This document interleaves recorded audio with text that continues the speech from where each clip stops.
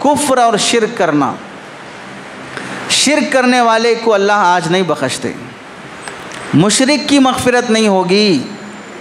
शिर्क पहले ज़माने में समझा जाता था मंदिर जाना, पूजा करना, घंटा बजाना, मूर्ति के सामने झुकना और पेशानी पे बट्टू लगा के आना, ये पहले ज़माने में था।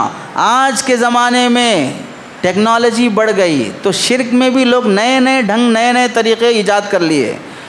लोग अपने बच्चों को ईसाई मिशनरीज़ स्कूलों में एडमिशन दिलाते हैं और ऐसी स्कूलों में पढ़ाते हैं जहाँ पर सरस्वती मूर्ति रखी जाती है और बच्चे उसके सामने पूजा करना, सूर्य नमस्कार करना, योगा करना, वंदे मातरम पढ़ना, ये सब चीज़ें नॉर्मल हैं। तो समझ लीजिए तकादुस समावातु यतफत्तरन मिन व तनशक्कुल अर्द व तखिरुल जिबालु हद्दा अन दाउ लिर्रहमानी वलदा।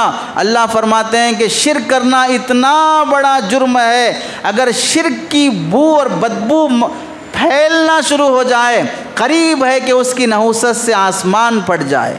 तकादुस समावात यतफत्तरन मिन्हु व तनशक्कुल अर्द, और ज़मीन में ज़लज़ला आ जाए, व तखिरुल जिबालु हद्दा, और सारे पहाड़ टूट कर गिर जाएं। इतना बड़ा घिनौना जुर्म है, आसमान भी फट जाएगा, ज़मीन भी हट जाएगी, पहाड़ भी अपनी जगह से हट जाएंगे। किस जुर्म से?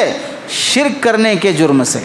अंदाउ लिर्रहमानी वलदा, अल्लाह का किसी को बेटा मान लिया जाए।